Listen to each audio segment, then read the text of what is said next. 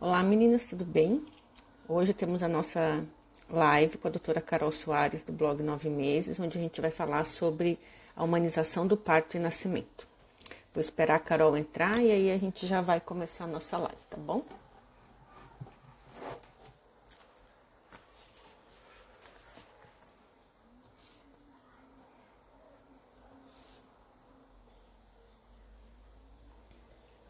Oi meninas, tudo bem? Sejam bem-vindas. Estou esperando a Gabriela para nós, a Carol, para nós iniciarmos a nossa live, tá bom? Nós vamos falar sobre a humanização do parto e nascimento e as condutas e boas práticas e tirar as dúvidas que forem encaminhadas para nós online.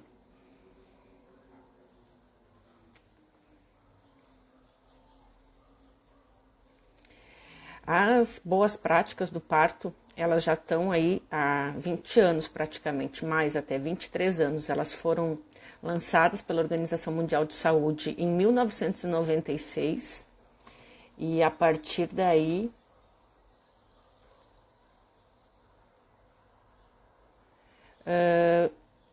o movimento de humanização começou a tomar corpo e hoje, em 2020, ainda precisa reforçar e falar para os pacientes as boas técnicas para a gente estar conseguindo fazer com que elas sejam implementadas em todas as maternidades. Infelizmente, aqui em Florianópolis, nós temos uma única maternidade que faz as boas práticas em todos os bebês, e uma pública e uma privada, né? Então ainda nós não temos uma ampla difusão. E isso não é algo só de Florianópolis, isso é algo do país inteiro. Então, enquanto a gente aguarda a Carol entrar, vou conversando um pouquinho sobre isso com vocês. Ó, a Carol já entrou. Já vai solicitar para estar online com a gente.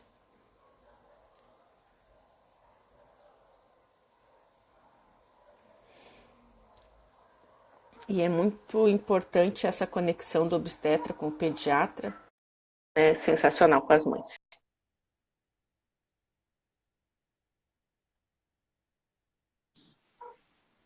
Oi! Eba! Bem-vinda ao Pediatra Fora da Caixa, para esse assunto tão bacana que a gente vai conversar hoje. Que legal, Flávia. Obrigada pelo convite. Estou me sentindo muito chique aqui com essa tecnologia, nunca tinha Tu feito. viu? É muito prático, né? Muito, muito legal, que a gente consegue discutir algumas coisas assim mesmo à distância.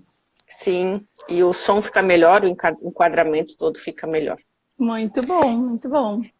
Eu estava dando uma introduçãozinha antes de tu falar sobre, né, o processo da humanização, que em 1996 a Organização Mundial de Saúde lançou as boas práticas do parto e nascimento, e já vem Sim. aí praticamente 24 anos dessa luta que tem se intensificado agora nos últimos tempos com a humanização, né? Mas infelizmente a maioria das maternidades no país inteiro não segue, né, as rotinas de boas práticas, Eu por falo sempre. desinformação, por má vontade, enfim, a gente não sabe bem a questão. Eu falo muitas vezes, Flávia, que as nossas especialidades, elas têm como se fosse uma cartilha, né? Não é toda Uhum, especialidade que tem uma cartilha da OMS para nos orientar o sim, que fazer de melhor. Então, assim, poxa, com boa vontade é seguir mesmo. E nessas práticas a gente vê como tem menos coisas de estrutura e mais coisa mesmo de boa vontade, né? Do uhum. profissional e da instituição. Eu sempre Então, falo isso, que a humanização, ela não tem custo, e ela é, custa muito, né, para as é, pacientes dos locais exato. não humanizados. Ótima Então, tu frase, vou vê, roubar. ela é o comportamental, a humanização é a boa vontade do profissional de saúde em entender o processo de humanização e estar disposto a mudar o seu comportamento, né? É E verdade. muitas pessoas, e na área médica, infelizmente, é mais comum, a gente tem, às vezes, um egocentrismo ou em não querer aprender coisas novas ou Uma achar que o jeito arrogância, que né? faz tá bom. E muitas vezes não, quem sempre sofre são as pessoas vulneráveis do processo, que é aquela família que está num momento extremamente vulnerável, né, ali Com certeza. por todos os fatores. A E a gente mesmo é humanização, profissional, um exemplo de profissionais que se formaram não diante desse processo de humanização. A nossa formação, as não, nossas residências, né? Então, assim, acho que a gente viu muito o contrário do que deveria ser feito Sim, do que a gente faz hoje, né, Flávia? sim, Mas muito. é fazer diferente, é se informar, né? Então, acho que isso é possível para qualquer profissional. Ó, eu concordo ali com a Larissa que a Carol é uma das melhores obstetras da vida, né? Então, eu, assim, a humanização na minha prática, imagina, esse ano eu ando meio emocionada, assim, porque eu vou fazer 20 anos de medicina, né? Que No legal, total, contando a faculdade de medicina, são 26. é verdade. E a humanização entrou na minha vida nos últimos 5 anos, quando eu comecei a trabalhar na maternidade Ilha. Eu era Aham, o oposto do que eu sou hoje. E aprendi muito com a equipe de obstetrícia, com as doulas, aham. com as enfermeiras obstétricas. Eu não sabia o que era doula, eu não sabia o que era Uhum. humanização, nunca parei para ler em 20 anos, em 20, sei lá, 15 anos, que foi no passado, o Manual de Boas Práticas. Eu me Sim. formei num hospital universitário excelente, mas que não levava a humanização como bandeira, e isso influenciou a minha formação como profissional. Sim, sim. E eu lembro da E tua chegada no hospital. E lembro da tua carinha assim de estranheza, de ver o jeito que a uhum. gente atendia e tudo isso. E assim, posso te dizer que sou muito orgulhosa de trabalhar com alguém que resolveu voltar atrás e mudar, porque realmente não é fácil, né? É a Não, não é gente fácil. é quase admitir que a gente fez algumas coisas que não deveriam ser feitas, que a gente podia ter feito melhor, né? Mas muitas vezes Sim, acho que é isso que os quantas pacientes não pacientes veem. passaram por mim e eu submeti a uma violência obstétrica, a uma violência pediátrica por ignorância.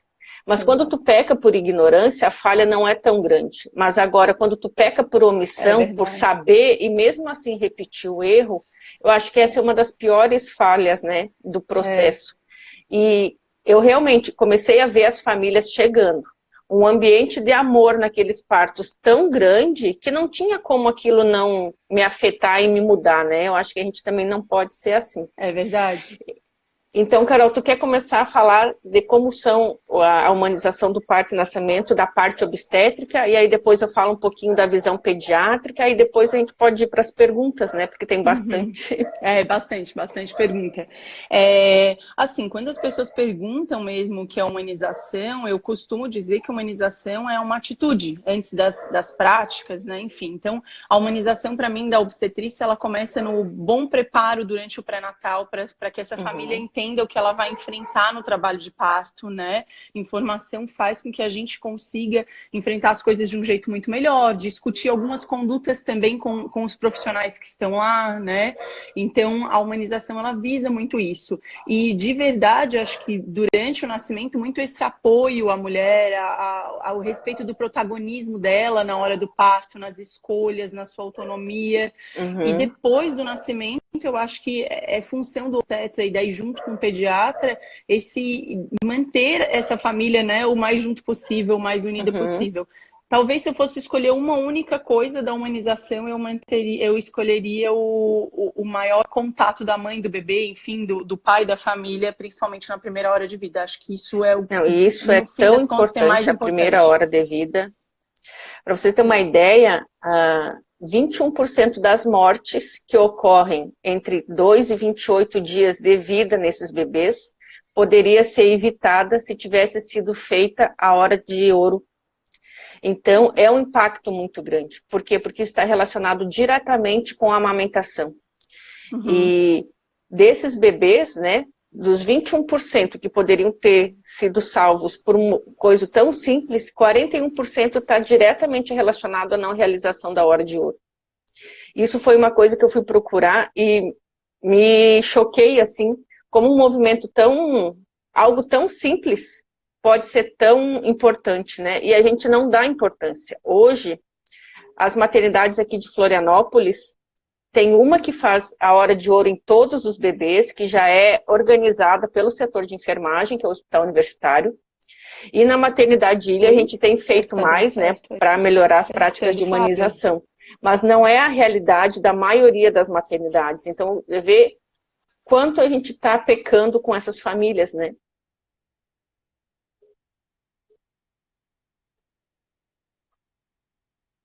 Eu não sei se é a minha internet, meninas, que está ruim.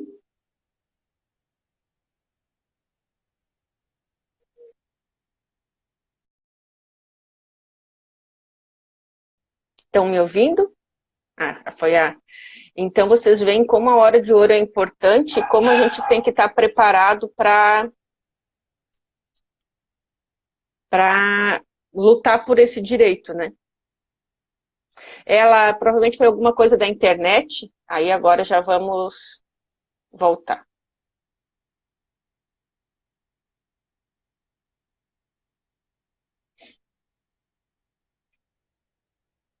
Estão me escutando? Oi. Isso. Agora sim.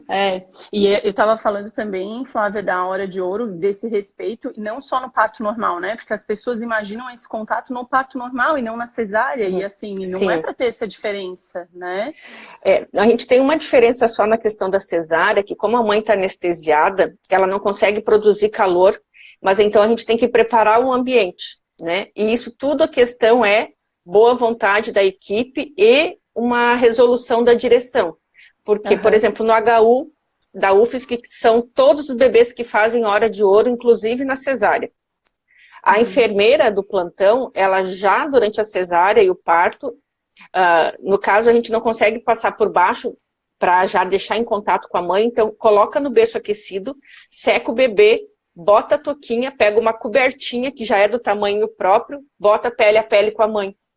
O pediatra está na sala de parto, mas ele não examina, ele não pesa, ele não faz nada. Fechou ali o período do pele a pele, da amamentação, é retirado e feito os cuidados. E no parto normal, também ocorre dessa forma. Eu acho que é importante cada instituição desenvolver as suas estratégias, assim, né? Do jeito que funcione melhor. E quanto à cesárea, por exemplo, na sala de parto, de aquecer a sala e tudo, isso eu faço um pouco de meia-culpa do obstetra, porque eu acho assim, quando a gente está operando, né, e na medicina a gente sabe um pouco disso, o cirurgião, o obstetra, ele acaba sendo o maestro daquele lugar. Então, assim, cabe a mim, naquela hora, dizer, desliga o ar-condicionado, vamos abaixar aí o volume da voz, a gente vai botar tal música, então... Assim, a gente não tem que ter vergonha, ai, não, será? Vão achar que eu sou chata porque só eu faço diferente. Tem que fazer do melhor jeito possível. E a gente pensa assim, ai, que frescura, apaga a luz, que frescura, pouco barulho. Para aquele bebê que está saindo de um ambiente extremamente seguro, escuro e tudo, vai chegar num outro ambiente e ainda não vai fazer o pele a pele, porque o pele a pele ele não serve só para amamentação. Né? O bebê ele passa um estresse muito grande para o nascimento, independente da via de parto, e o pele a pele vai ajudar com que aquele cortisol que foi produzido baixe e o imprinting, que é aquela conexão da mãe com o bebê, se faça, né? E quando tu não faz isso, para a mãe, para o bebê. Isso, liberação, tudo. E se isso começa muito truncado, e isso eram coisas que eu não conhecia, né? Quando eu cheguei ali no Ilha e vocês faziam isso, falei, nossa, que besteira, gente, ai, que coisa. Fazia, né? Virava o zoinho, como eu digo, aquele emoji do violão.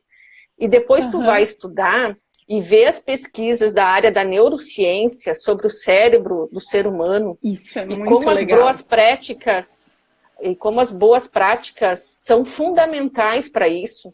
Que tudo que tu imprimir no cérebro do bebê até os 8 anos vai definir toda a existência dele. E que o nascimento é primordial para isso. Tem um cara muito legal que muita gente deve conhecer, um obstetra francês, que é o Michel Odente, e ele tem uma frase muito famosa aí no mundo dos partos, que é, antes de mudar o mundo, é preciso mudar o jeito de nascer, né? E ele Eu fala acredito muito nisso. Que a gente tem uma geração inteira de pessoas que foram nascendo, quem sabe a nossa, né? Porque a gente foi aí a geração das cesáreas marcadas, enfim, a gente tem uma geração inteira de pessoas nascendo de um jeito super sistematizado, super robotizado, né? Técnico, sem esse contato, e que o ser humano pode estar fazendo, as pesquisas da neurociência mostrando que a gente pode estar produzindo ser humano com menos receptor de ocitocina, com menos capacidade de empatia, com menos a capacidade de amar o próximo. Então, às vezes, quando as pessoas falam... humano, né? Um robô, é um exatamente, robô já humano. desde o nascimento. E às vezes, quando as pessoas me falam assim, ó, ai, mas que bobagem esse negócio de o pai entrar na sala de parto, de luz apagada, de música, de conforto, porque a criança vai lembrar que não existe só uma memória consciente, né? Existe uma memória inconsciente, existe a neurociência para tudo isso. E eu acho que existe uma coisa muito importante, que é a experiência do pai e da mãe naquela hora, né? De tornar Sim, cada pessoas mais nascimento é único. seguras. Exatamente. De ter essa experiência, eu acho que isso faz muita, muita diferença. E ainda vem do nosso lado como profissionais, existe o nosso lado, porque assim, eu posso ir lá e fazer 10 partos num dia ou 5 partos nos dias, igual um robô, e isso vai ter Uhum, valor nenhum na minha vida, né? Ou eu posso ir lá e fazer daquele sim, momento uma coisa com muito mais valor e eu vou me tornar uma pessoa mais feliz, né, na vida. Então, acho que essa também é uhum, uma dica que eu sempre dou para quem está aí na obstetrícia, na pediatria, que a gente não faz só para o outro, a gente faz para a gente, né? não, Então, acho é. que isso tem bastante valor.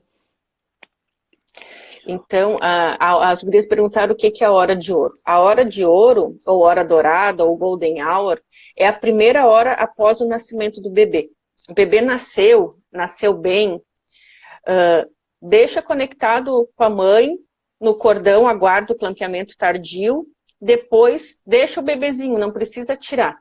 Essa primeira hora é a hora que, devido à adrenalina do nascimento, tanto a mãe quanto o bebê estão extremamente ativos. Então, o bebê vai estar procurando o seio materno, mesmo que ainda não tenha colostro, essa primeira sucção vai ser importante para a produção e para a conexão. Então, o bebê que nasceu bem, ele deve ficar em contato com a mãe. Claro, devido a alguns hospitais ainda que não adotam a hora de ouro e tudo, muitas vezes isso não é feito. Mas, se tu conversar com o pediatra, na maternidade que você chegou, e dizer, eu gostaria de fazer a hora de ouro, nenhum pediatra vai negar.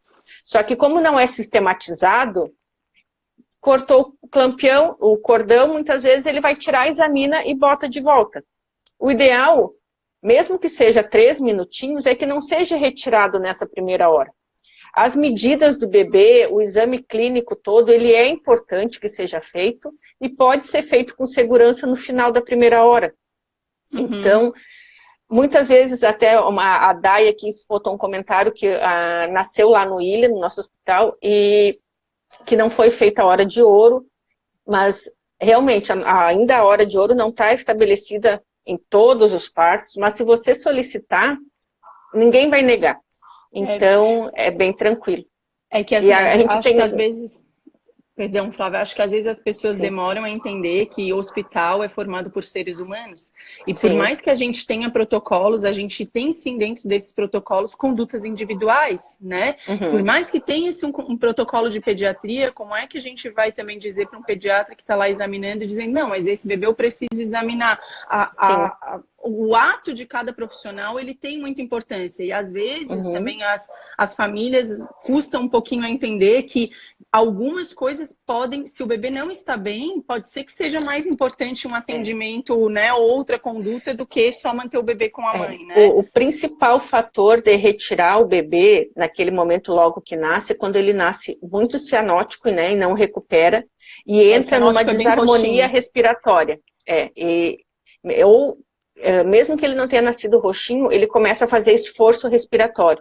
Esse cansaço após o nascimento, que ocorre por vários fatores, né, tanto no parto normal, mas é mais comum na cesárea, a gente precisa, às vezes, retirar o bebê, ver se a oxigenação está boa, se esse cansaço é muito desarmônico, que daí está relacionado a complicações graves, e aí se está muito desarmônico, a gente precisa realmente deixar o bebê em observação, daí a hora de ouro não vai ser realizada. Mas assim que possível, melhorando o bebê, ele deve retornar para a mãe, mesmo que essa hora de ouro vá ser feito tardiamente, pelo menos que se faça o pele a pele, nesse que seja tardiamente. É. Então, a gente tem algumas coisas agora, o plano de parto, com uma nova resolução do CRM, diminuiu bastante a autonomia das mulheres em algumas coisas, mas na parte da pediatria, e penso que da obstetrícia também, muitas coisas dos planos de parto hoje já são contemplados, né? Que é parir na Sim. posição que gosta, que é poder se alimentar, ter o marido próximo, ter a sua doula, não fazer procedimentos desnecessários, como a episiotomia de rotina, né? Sim, já Enfim, viraram rotina na penso maioria que dos hospitais, né? então, eu sempre leio os planos de parto que as Eu também. mulheres levam para ver se tem alguma coisa diferente daquilo, né? Porque aqui no Brasil a gente não tem o hábito de consultar com o pediatra, solicitar que ele vá fazer a sala de parto e continuar o acompanhamento do bebê. que isso pode ser feito, né? Você pode contratar o pediatra, assim como o obstetra, para fazer o processo do nascimento. E então, quando você não tem essa afinidade com o profissional, às vezes tu fica com vergonha de falar alguma coisa, ou às vezes o profissional entende uma coisa que você falou, entende de uma outra forma, e às vezes eu acho que as pessoas estão tão vulneráveis naquele momento que elas não querem criar um atrito, né? Mas o plano de parto geralmente é lido, e da parte da pediatria, a maioria das práticas que são solicitadas no plano de parto, a gente já faz.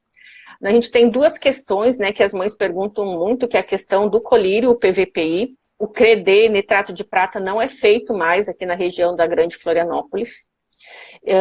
O nitrato de prata, que era aquele colírio com metal, né, com a prata, que fazia bastante conjuntivite química, que é exclusivo ali para infecção gonocócica e clamídia, ele foi trocado pelo PVPI, que não causa conjuntivite química, mas é uma norma do Ministério da Saúde, e com a resolução nova do Conselho Federal de Medicina, a gente precisa notificar os profissionais que emitem declaração para que a família não faça. Então, aqueles médicos que emitem a declaração para não fazer o PVPI e as vacinas, a gente acaba hoje tendo que, não a gente, eu, né?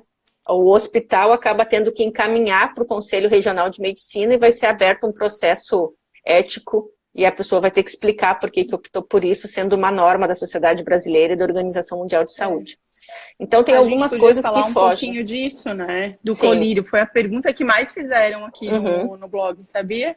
Porque acho que foi a coisa que ficou muito conhecida como uma violência obstétrica. Sim. E as pessoas acham que qualquer tipo de colírio vai fazer mal ou é violência. Sim. Não sabem que a gente teve aí uma evolução, né? O colírio começou a ser Sim. usado lá por volta de 1880 e a maior Sim. causa de cegueira nas crianças era por conjuntivite neonatal. Então, assim, ele veio trazendo muitas coisas boas. E depois a gente foi melhorando o tipo de substância que foi sendo usado também, né, Flávia? Então, hoje não é a mesma coisa que se usava antigamente. Não, não é. E é uma coisa que eu sempre falo para minhas pacientes na consulta de pré-natal, porque e para as pessoas que me perguntam assim, o colírio, ele foi algo realmente que, em 1900, ele mudou a expectativa, né? E a mortalidade, não mortalidade em si, mas a questão das crianças. Da cegueira, porque né? A gente não tinha um exame para diagnóstico de gonorreia e clamídia, né? Era muito comum nas mulheres e se descobriu que esse colírio fazia profilaxia efetiva, diminuindo os casos de cegueira neonatal infecciosa, né? É uma doença infecto-contagiosa pelo canal vaginal. Na época, tinha o nitrato de prata, né? Imagina, 200 anos atrás, sei lá, 2 séculos praticamente. Só que, como primeira opção, ele realmente causava conjuntivite química, que né, não causava infecção, não deixava cego, mas às vezes o bebê tinha alguma outra coisa. E aí foi se desenvolvendo novos colírios. Alguns países e algumas próprias regiões do Brasil ainda não usam o PVPI. O que é o PVPI? É uma solução de iodo, de baixa concentração, ele não tem antibiótico, ele é um bacteriostático, assim, ele é um agente antisséptico. Então, tu pinga 2 gotinhas, ele é indolor, ele não causa conjuntivite química, mas ele é norma do Ministério da Saúde mesmo para as mulheres, e aí a gente tem que entender que as políticas públicas, elas são feitas para a população em geral. Só que o nosso Brasil, ele não é formado por uma população em geral. Nós temos diferentes bolhas populacionais, e vocês sabem disso, né? A gente tem uma desigualdade social muito grande, e a gente tem diferenças entre essas bolhas sociais, né? Enquanto a gente tem uma bolha social mais vulnerável, né, que com menos acesso a tudo, a gente tem mais doenças infecto-contagiosas, mais doenças sexualmente transmissíveis, e as políticas públicas são feitas para a segurança desses bebês de vulnerabilidade. Então, as mulheres... A doença que mais precisa prevenir para o olhinho é o gonococo e a clamídia. E esses exames, eles são pedidos lá no meu pré-natal privado, no meu consultório, mas no SUS eles não são pedidos. Então, assim, a gente não tem como garantir, né, que as pessoas não tenham essa contaminação. Ainda tem muito. Sim. Então, assim, Tem. às vezes eu fico um pouco preocupada com isso, Flávia, porque as pessoas quase que trabalham com parto, ou não tem muito né, vivência disso, fazem quase campanha para os pais não fazerem o colírio, mas não estão entendendo Sim. que uma campanha como essa pode gerar, em termos de saúde pública, Sim. um grande problema, né? Um grande problema, porque a gente tem bolhas sociais diferentes, né? Assim, Exatamente. nos pacientes, né, de uma maternidade privilegiada, né, privada, a gente sabe que o risco de uma doença infecto-contagiosa, principalmente uma doença sexualmente transmissível, é muito baixo se comparado com uma maternidade pública do Sistema Único de Saúde, onde o pré-natal é feito mais incompleto, de certa forma, em relação ao acesso a exames, né? Muitas vezes a mãe consegue um ultrassom no posto de saúde, no máximo 2, num pré-natal inteiro. Então, a gente precisa entender que as políticas públicas são feitas por uma população vulnerável. Por quê? Para abranger o maior número possível de crianças e de bebês. Infelizmente, isso vai sobre a questão de por que se faz o colírio em mães que têm o pré-natal da Carol, que tem sorologias negativas. É verdade. E a outra pergunta que elas fazem é por que tem que fazer o colírio em quem também fez cesárea? Que também é uma prática, né? Então, é sempre que elas perguntam, se eu já fiz a minha cultura, eu sei que a minha cultura é negativa para gonococo e clamídia, ou eu tive cesárea, por que eu tenho que fazer o colírio? É difícil também entender, né? Enfim, daí a gente acaba indo para uma discussão ético-profissional, que é uma norma do CRM. A gente agora, antes dessa norma, a gente tinha um respaldo de não fazer e não prescrever. Infelizmente, hoje, e essas duas normas surgiram a partir de agosto do ano passado e reduziram muito a autonomia médica e a autonomia das pacientes. E está sendo feita uma luta muito grande aqui em Santa Catarina para derrubar essas normas do Conselho Regional de Medicina de Santa Catarina. E a gente está lutando aí. Eu fui uma das únicas pediatras que falou contra algumas coisas lá no dia da audiência, mas enfim. É que assim, né, Flávia, para o meio médico, acho que o que os pacientes devem entender, assim, é muito mais fácil a regra do faz para todo mundo, né? Porque aí a gente não tem exceção, faz para todo mundo, vai dar certo, ninguém vai escapar. Mas quando a gente trabalha com esse trabalho, né, que a gente tem, que é tão individualizado, com pré-natal de tanta qualidade, a gente gostaria de poder individualizar um pouquinho mais. Sim. Mas, de certa forma, o que eu já falo no consultório é assim, ó, Carol, e se fosse o teu bebê? E se tu chegasse lá e tivesse que ser obrigada, porque hoje mais ou menos é isso, né, que o Conselho Federal de Medicina fez com a gente, tivesse que fazer o colírio. Ok também, entende? Não é uma coisa que vai causar agora um mal, é mais seguro em virtude de ser uma substância que não é tão maléfica quanto o CREDE. Claro. Então, claro, hoje o CREDE ele não é mais feito. A gente está falando do PVPI, que é a 2,5%, que também até o percentual dele, né, a titulação foi diminuindo. Então, eu penso que nos próximos anos vai mudar alguma coisa nesse sentido. A Sociedade Canadense de Pediatria já está lutando para tirar o PVPI para todas as pacientes, para que pessoas que têm os exames negativos, que seja parto cesáreo, não seja feito, que seja individualizado isso. Então, eu penso que sempre que a gente joga uma pedrinha, ela dá um respingo, né? Então, eu penso que depois de um tempo isso acaba, a gente vai conseguir fazer essa... Mas para as mães ficarem mais tranquilas, o que eu normalmente falo é isso, que o PVPI, que já é o usado nas maternidades de Santa Catarina, Florianópolis, inclusive, foi uma cidade pioneira no uso de PVPI, os estudos começaram a sair daqui para o Brasil, né?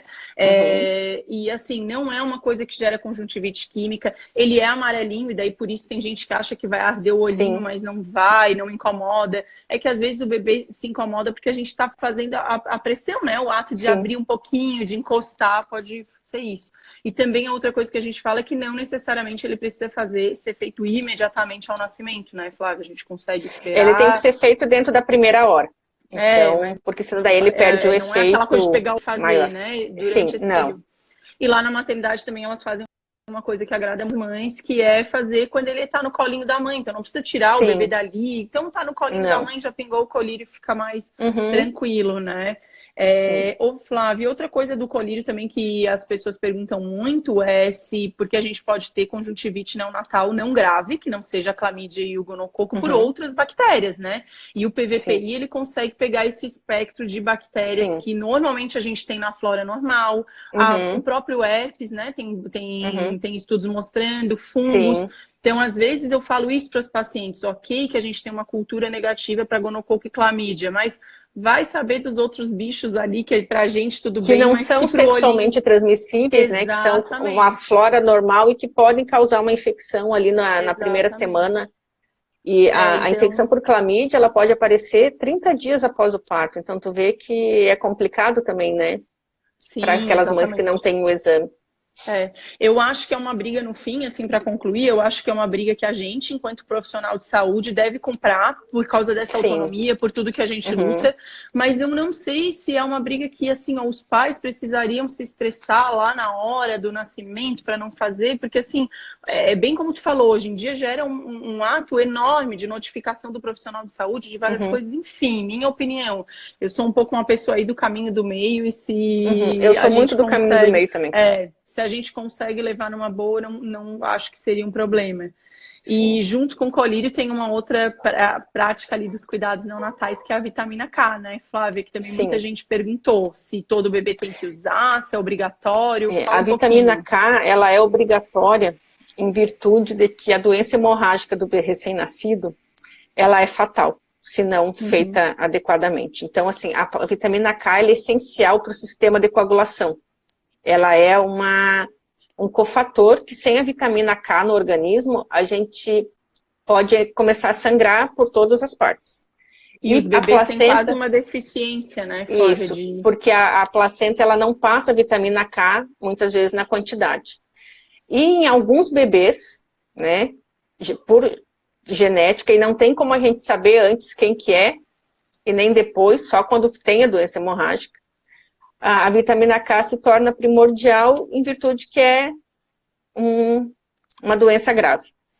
E ela pode ser feita de duas formas, intramuscular, né, ao nascimento, ou via oral. A via oral não tem ainda disponível no Brasil, é dada uma dose ao nascimento e uma semana depois é dada outra dose. Então, que seria uma forma menos invasiva da gente administrar a vitamina K, né? Mas, infelizmente, no Brasil ainda é só a forma intramuscular ainda que Mas é alguns disponível. estudos mostram que ela não consegue prevenir um número tão grande, né, de Sim, tão, doença tão grande. hemorrágica. E também fica Sim, sempre a dúvida, porque os trabalhos não falam muito sobre a doença hemorrágica mais tarde, né, a tardia, sim, mais tardia. né?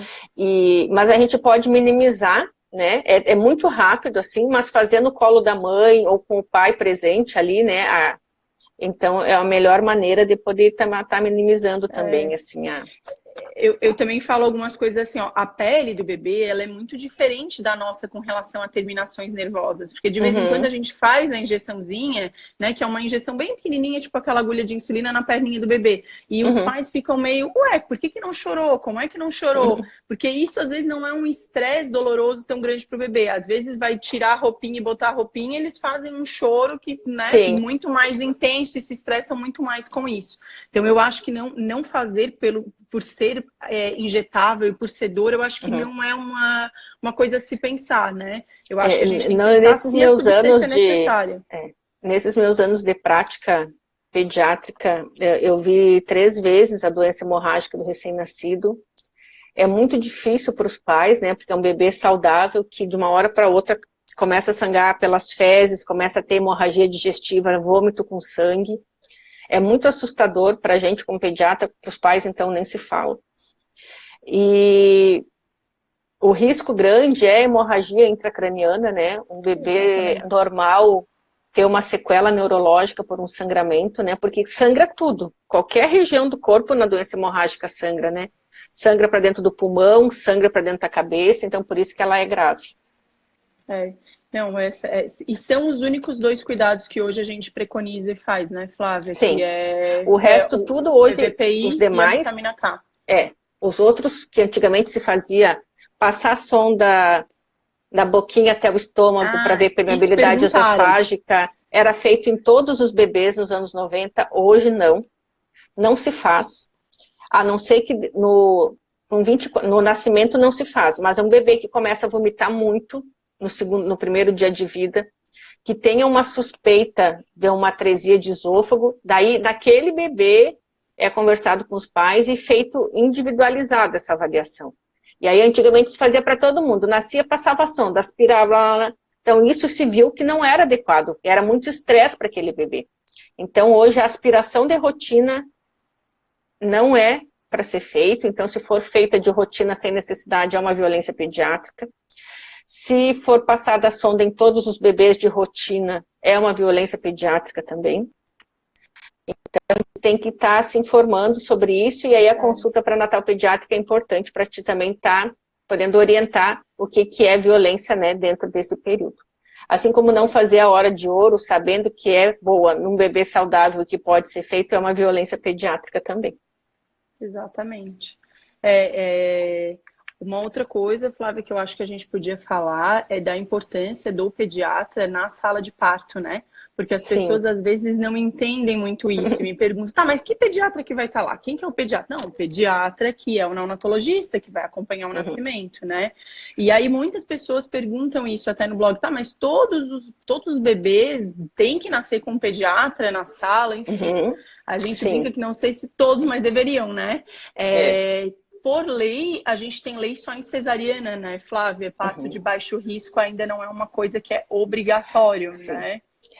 Parto hospitalar, ele tem que ter pediatra. Isso é uma norma do... Até teve um tempo atrás, né, uma norma do Ministério da Saúde que queria retirar a presença do pediatra em partos de baixo risco, mas a Sociedade Brasileira de Pediatria, né, em partos hospitalares, definiu que a presença do pediatra tem que estar lá. O pediatra, ele deve ser desnecessário, tá? É verdade. Porque o pediatra tá lá e ficar igual parede é ótimo, gente, porque o bebê de vocês nasceu super bem e o pediatra não tá lá para pesar e medir. A gente faz isso por parceria com a enfermagem, né? Já que está examinando o bebê, não custa pesar e medir, fazer o perímetro cefálico, mas essa função qualquer pessoa pode fazer treinado. O pediatra está lá para, se caso, a transição respiratória da placenta para o cardiovascular, porque assim, o bebê, ele não usa o coração e o pulmão dentro da barriga da mãe. O coração e o pulmão é a placenta. E ele tem que fazer essa modificação, e aí por isso que às vezes no parto cesárea a gente tem mais índices de internação em UTI neonatal, porque o bebê não foi avisado que ele precisa nascer. Nas cesáreas marcadas, né? Nas cesáreas marcadas, não aquelas com indicação adequada. De trabalho, né? De parto, né? Isso. Então, o trabalho de parto, ele avisa o bebê a produzir tudo que ele precisa de substâncias para fazer a sua transição para o mundo exterior. E quando isso não faz de maneira adequada, o pediatra é fundamental, porque ele vai dar o suporte de vida para aquele bebê. Ele vai fazer a diferença entre o bebê, muitas vezes, ter um desfecho desfavorável para ir para o colo dos pais. Então, a gente precisa entender que o pediatra ele tem que realmente não fazer nada. Porque se ele tiver que fazer alguma coisa, é porque o bebê está precisando muito. Eu explico para as pacientes assim, ó, que o pediatra ele vai entrar aos 45 do segundo tempo do parto, né? E que talvez quando ela escute o obstetra falando assim, ó, pode chamar o pediatra, seja a melhor frase que ela vai escutar na vida. Que tá nascendo, né? Porque tá nascendo e tá muito próximo, né? E muitas vezes, e quando o pediatra chega também, Flávia, isso eu também falo de dica pro obstetra, né? Insere o pediatra nesse contexto, porque eu fico imaginando vocês chegando num parto que assim, a gente já tá junto ali há horas naquele trabalho de parto. Então, o vínculo que tem do obstetra com a paciente, com o marido, com todo mundo, né? Com a enfermeira obstetra. Nossa, ajuda muito quando o obstetra nos apresenta. Porque a mulher ali tá o pai tá em pânico, né? A mulher tá na partolândia. Aí entra um ser, né, um OVNI ali, naquele sistema, a pessoa nem sabe quem que é. E às vezes pega o bebê e nem sabe que é o pediatra. Se for de madrugada vai chegar com uma cara Sim. de sono. Então, normalmente o que eu falo é isso. E a outra coisa que eu também acho importante é assim, eu leio o plano de parto e quando eu vou falar também do caso para o pediatra, eu gosto de falar, olha, Flávia, é a fulana, essa paciente vai nascer tal bebê. Para ela é super importante esse tipo de Sim. assistência, ela faz muita questão disso. Então, se a gente fala isso com o pediatra, acho que fica mais de acordo, né? Gente, o pediatra, ele já escolhe ser pediatra porque ele é do bem, assim, sabe? Porque a pediatria é quase um sacerdócio dentro da medicina. Eu acho que é uma das especialidades que, se a pessoa não tiver um amor grande por aquilo ali, não tem como continuar, né? Então, assim, o pediatra é super do bem. E ele segue protocolo. Se a família disser faz a hora de ouro, ele vai fazer. Claro que daí... Só que, assim, infelizmente, eu tenho certeza que muitos pediatras acho muitas vezes que aquele PVPI da cesárea, por exemplo, não precisaria ser feito, mas infelizmente a gente tem normas a seguir e...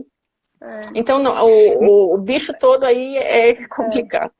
É que eu falei disso, da importância do pediatra, porque nesses tempos assim de humanização, as coisas, às vezes as condutas são muito chitas, né? Muito para um lado, muito para o outro. E assim, virou uma coisa do tipo que eu já vi até condutas em maternidade do tipo, não chama o pediatra, espera para nascer. Se nascer mal, chama o pediatra. De jeito nenhum, gente.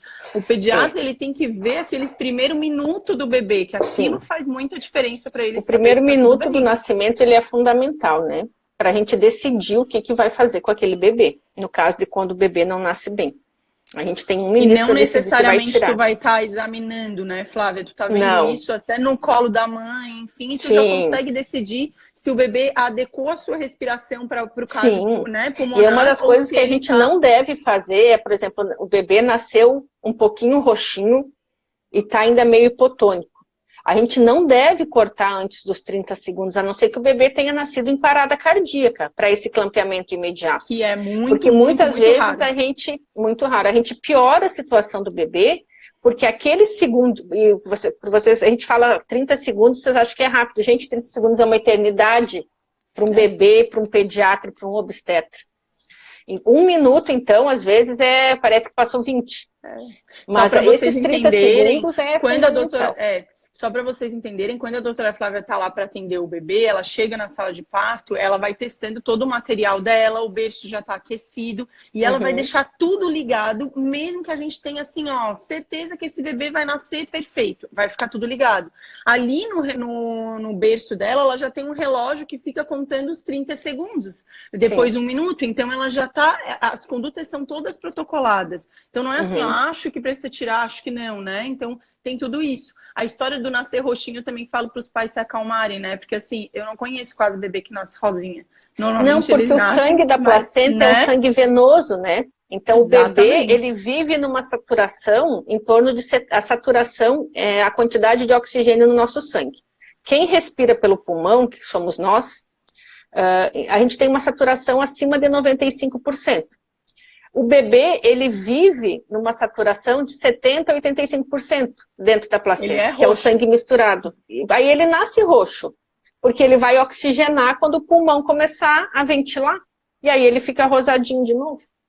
E a outra coisa também de mito, Flávia, que eu acho legal falar na sala de parto, é que nem sempre o bebê vai chorar imediatamente, e que isso não é um problema, né? O bebê precisa respirar, ele não precisa chorar, né? Sim, tem bebês que não choram, nascem quietinhos, ou quando o pediatra vai examinar, na primeira hora, ele abre o berreiro, né? Tira da mãe.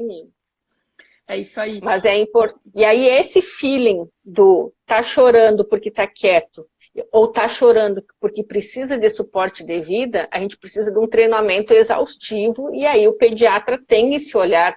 Assim como eu não sei ver o que é uma contração, se aquela ali é uma contração de nascer, ou se é uma contração de treinamento, né, na obstetrícia, esse treinamento ele é feito por uma boa formação dentro da sua especialidade, né? Com certeza. Então, esse feeling é com o tempo. Então, às vezes a pessoa diz assim, eu atendo um paciente que eu vejo que está roxinho, aí a enfermagem fica meio nervosa, né? Mas eu estou vendo que está respirando. Aí eu pego um estetoscópio, ausculto o coração. Batimento cardíaco bom, a gente aguarda, né? Claro, um batimento cardíaco que está caindo, aí é uma outra coisa, é um bebê que precisa de suporte de vida, aí muitas vezes o bebê está chorando e está com batimento cardíaco baixo. Então a gente precisa tirar esse bebê e ver o que está acontecendo. Então, aquele 1 minuto ali, ele é fundamental, e aí a gente precisa decidir.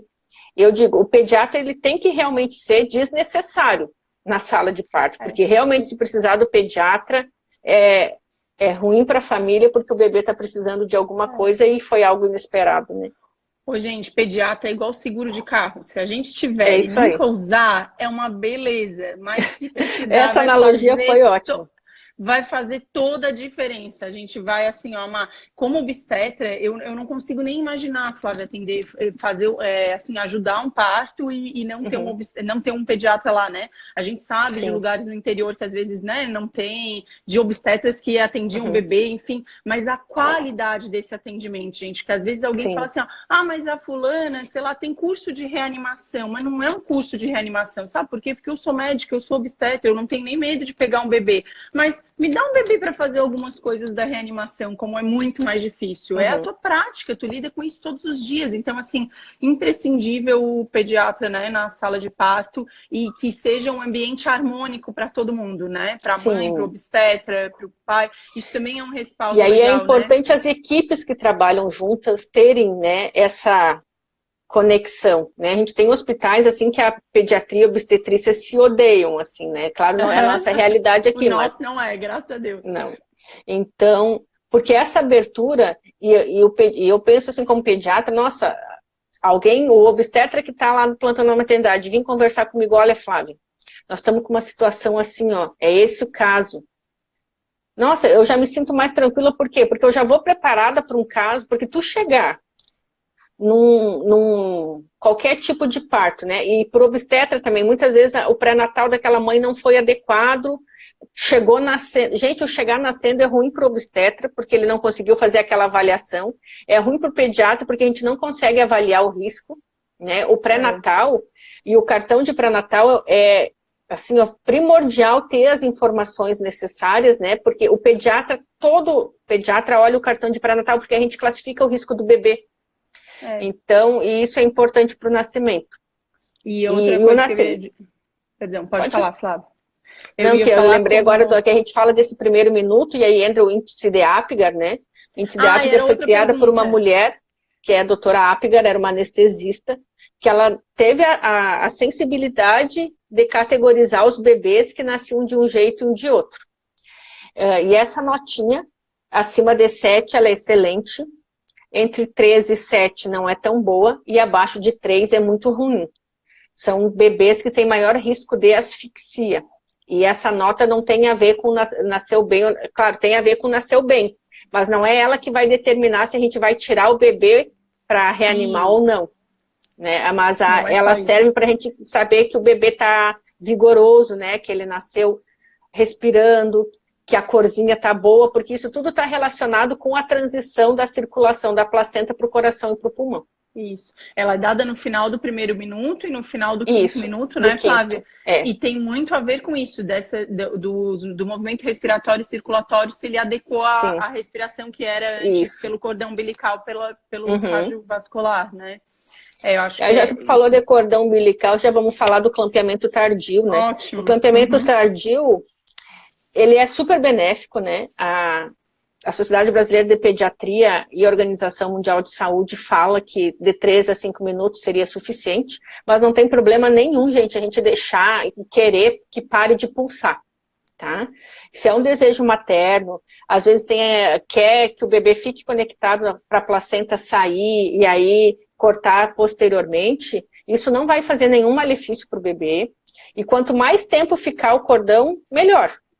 Claro que para a hora de ouro, depois ficar com a placenta meio pendurada não fica muito boa, mas aí a gente coloca o clampzinho e nem tira da mãe para colocar o clamp, né? Já deixa bonitinho ali, só tem que secar bem que o bebê não pode perder calor. E tem que ser uma técnica estéril, porque o umbigo é contato direto com a circulação do bebê, né, no nascimento. Então, precisa ser tudo bem limpinho para que não tenha uma infecção grave naquele momento. E os bebês que têm o clampeamento tardio, eles recebem um aporte maior de sangue que vai prevenir contra a anemia em todo o 1º ano. Claro que tem um risco de ficar mais amarelinho, que chama icterícia neonatal, mas não tem maior risco, porque a icterícia neonatal, ela só se torna um problema se chegar em nível de fototerapia ou exsanguíneo. Mas isso não acontece com clampeamento tardio do cordão. Isso só acontece por uma doença isoimune, né, que é a mãe que é negativa e sensibilizada, ou então a mãe que é O positivo e o bebê é A ou B, que também faz uma discrepância ali. Ou então bebês que estão com baixa ingesta de leite materno e acabam perdendo peso e desidratando na primeira semana de vida, pode ser que eles alcancem uma icterícia em nível de fototerapia. Mas aqueles bebês que ficam um pouco amarelinho na primeira semana por causa do clampeamento tardio, com 45, 60 dias já sai todo esse amarelão e não tem problema, porque o benefício ainda é maior que a questão estética do amarelão externo. É que assim, ó, para né, orientar, para as pessoas entenderem isso. Quando eu aprendi a fazer parto, né, quando me ensinaram, é assim, ó, o bebê mal saía e já estava alguém ali com a tesoura para cortar o cordão imediatamente, era imediato, né? E era quase 1 minuto, nem isso, 30 segundos nem já minutos, segundos, exatamente. E aí tinha essa coisa que se falavam, que daí se passasse mais sangue para o bebê, esse sangue ia sendo destruído ali dentro do corpinho dele e ia gerar mais icterícia. Então isso que a Flávia está falando, né, que é um amarelão, que isso não vai...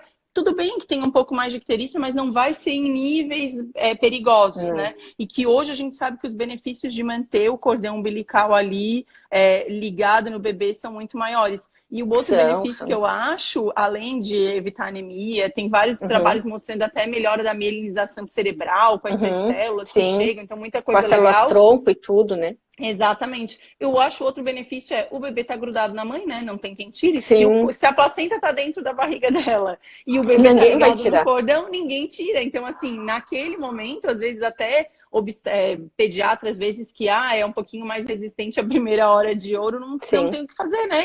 Se ele vai segurar o cordão ali para até parar de pulsar, a mãe obrigatoriamente vai ficar com esse bebê um tempo. Muita gente pergunta quanto tempo fica, gente.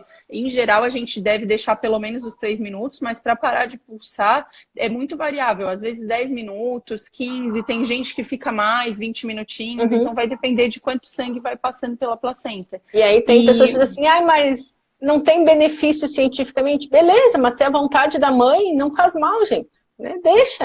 Sim, isso é outra coisa, né? Que daí o bebê tá ali grudadinho no cordão e a placenta sai do corpo da mãe. Aí fica aquele bebê com a placentinha grudada. E eu já tive pacientes que falam assim pra mim, ó, meu sonho era ter uma foto daquele bebê com a placenta grudada. Se a pessoa falar isso no dia que ela acabou de parir, eu acho que eu não vou realizar o sonho dela de bater uma foto. Qual é a dificuldade de fazer isso, né? Se não vai tem ter nenhuma problema, dificuldade, né? Então, eu vejo que os pediatras cada vez mais receptivos mesmo a essas condutas. E na cesárea também, né, Flávia? É importante dizer que o pediatra também está na sala da cesárea e quando o bebê nasce, muitas vezes vocês dão um ok pra gente, né? Carol, pode deixar, tá ok. E aí a gente consegue manter o bebê ali aconchegadinho na mãe, né? Pelo menos na nossa prática assim, e o cordão pulsando por um tempinho, pelo menos aí Pelo menos 1 a 3 minuto minutos. menos, né?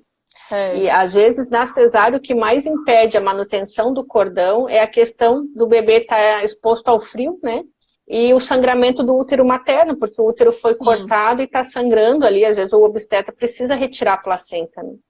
Mas é tão rápido, 1 a 3 minutos, Flávia, não acho faz que vai tanta diferença. mudar, não, né? Então acho que tem muito benefício. É tudo se preparar antes, né? Deixar as compressas secas, tudo. Que é o que às vezes, por exemplo, eu já coloquei no blog foto sua atendendo o bebê prematuro nosso, e que daí, mas como prematuro e conseguiu na cesárea ficar um pouquinho com a mãe? Mas, gente, assim, ó, a Flávia se paramentou com a roupa do centro cirúrgico, ela vai com plástico que ajuda a aquecer o bebê, então, assim, não foi uma coisa que fez porque fez, então, assim, ela não, a gente tem que se preparar. Estava bem, exatamente. Então, a sala super aquecida para que a gente conseguisse fazer isso, né? Então, não é de no qualquer inverno jeito. É mais difícil, mas aí a gente tem uma estufinha que consegue ir para o centro cirúrgico e fazer ali quando... Se as pessoas soubessem o quanto a gente sua lá, né, Flávia, pra conseguir deixar. Bom, eu já acostumei, eu digo que eu vivo que o meu mundo é a 27 graus, né? Porque na UTI é 27 graus e para um bebê ficar em contato pele a pele, não tem como deixar um ar-condicionado, gente, a 18 graus. Ou então a janela aberta com uma corrente de vento no inverno. O bebê perde muito calor. Nesse comecinho de vida, eles têm, nesse a perda de comecinho. calor é bem importante, né? A perda de calor faz tanta diferença que um bebê que nasce bem, se ele se esfriar, ele pode precisar de oxigênio. Então, a gente tem que ter cuidado com a temperatura. É isso mesmo. Assim como o bebê ficar muito hiperaquecido, também é ruim. Então, a gente tem que manter ele em temperatura neutra, como ele era dentro da barriga, 36,5, 37 graus. Ô, Flávia, daqui um pouquinho a nossa live vai ser interrompida. Eu acho que talvez a gente tenha que reentrar para fazer as demais perguntas. Será que elas querem saber mais? Vamos ver. Sobre uma pergunta que me fizeram sobre o tempo que o bebê fica na maternidade, as 48 horas. Isso é uma briga, né? Depois que a princesa Kate vai de alta 6 horas depois do parto, aí todo mundo quer ir de alta precoce, né? Sim. A Sociedade Brasileira de Pediatria tem critérios para alta precoce. O que se considera alta precoce? Entre 24 e 36 horas de vida. No Brasil, a gente tem uma cultura que está mudando, de não incentivo à amamentação e à humanização do parto. E há uma tendência mais à cesárea eletiva do que trabalho de parto, ou a cesárea com trabalho de parto, que é completamente diferente da cesárea sem trabalho de parto. Então, mais uma vez, as políticas são feitas para abranger a maioria e não a minoria. Então, visando a amamentação efetiva, se preconiza que pelo menos 36 a 48 horas, porque pelo menos já desce o colostro, o ensino da amamentação é mais tranquilo, né? Principalmente para a mãe de primeira viagem. Por isso que a mãe que é primigesta, que é o primeiro bebê, é mais difícil dela ter uma alta precoce, a não ser que o bebê grude ali e nasça bem. Então, a mãe de cesárea eletiva, né? Também é difícil ela ter uma alta precoce, porque demora mais para descer o colostro. E mães com fatores de risco no pré-natal, ou que têm um pré-natal de risco, elas também não podem ter alta precoce, porque o bebê tem maior complicação. Então, se o bebê é prematuro que não vai para UTI, não vai ter alta precoce. Se o bebê nasce pequeno para a idade gestacional, com risco de hipoglicemia, não vai ter alta precoce. Se o bebê é muito grande, é um bebê grande para a idade gestacional, acima de 4 quilos, ele também não vai para casa com alta precoce, porque ele tem risco de hipoglicemia. E os bebês que a mãe é negativa, O negativo, e o bebê está ictérico, não vai ter alta precoce também, porque tem risco de desenvolver nível de fototerapia. Então, os bebês, quem é que pode ir com alta precoce? Parto normal, que seja estreptococo, a cultura de estreptococo negativa, que não tenha um fator, uma tipagem sanguínea de risco, ou seja, A positivo, B positivo, AB positivo, são aquelas que não são de risco. Ou as mães O positivo, que o marido é O positivo também, aí o bebê é O positivo, então não vai ter risco. Mães que têm a ruptura de bolsa menor que 18 horas, porque a gente sabe que a ruptura de bolsa acima de 18 horas tem maior risco de infecção neonatal. Então, a gente tem critérios para alta precoce, por quê? Por segurança do bebê. O bebê ele é muito sensível nas primeiras semanas de vida. Se ele descambar e tu tá em casa sozinha, descamba tão rápido que às vezes não dá tempo da gente fazer o suporte de vida. Então, é para proteger complicações, porque assim, pelo pediatra, estando tudo bem, ninguém quer manter, né, meio que sobre clausura ali, uma família que quer tanto ir embora. E aí é importante, é uma das coisas assim que mais agoniam as mães, e é uma dica que eu gostaria de dar, mães de segunda viagem, que têm bebês em casa, de 2 aninhos, 3 aninhos, se preparem para uma eventual permanência maior na maternidade, porque senão vocês vão criar uma angústia tão grande que vai acabar prejudicando mais ainda a amamentação e prejudicando a relação com o pediatra, porque a mãe quer ir embora porque ela tem um outro bebê em casa que às vezes está com a avó e está chorando. Só que às vezes, infelizmente, a gente não tem como. Uma política bem de bom acolhimento assim dessas crianças, né? Do filho mais velho. Então, muitas vezes eles passam o dia lá, a mãe fica bem, então tem tudo isso. Mas tem lugares que eu sei que a mãe não pode nem levar a criança, né? Tem maternidade que não é ruim, então, né? Mas assim, tem que se preparar. Eu acho que se prepara para pelo menos as 48 horas, né? Sim. Flávio. Às vezes tem uns que querem embora logo. E aí, saber que se teu pré-natal for de risco, Se o pré-natal for de risco, tem que se preparar para pelo menos 48. 48, 72, às vezes até 96 horas, que são 4 dias. É isso aí. Ô, Flávia, estavam perguntando aqui do banho, a história de dar banho, né? A gente também viveu isso, né? De atender o bebê, de fazer o parto, atender o bebê, e tinha uma banheirinha, lembra? Do ladinho da sala de parto, a gente dava banho imediatamente, a gente botava o bebê embaixo d'água. O banho a gente deve, por vários motivos, ser acima de 6 horas, o melhor é que seja após 24 horas, né? Para que o bebê, primeiro, colonize o seu trato gastrointestinal com as bactérias maternas. Isso é fundamental para o intestino do bebê, para a saúde no geral, para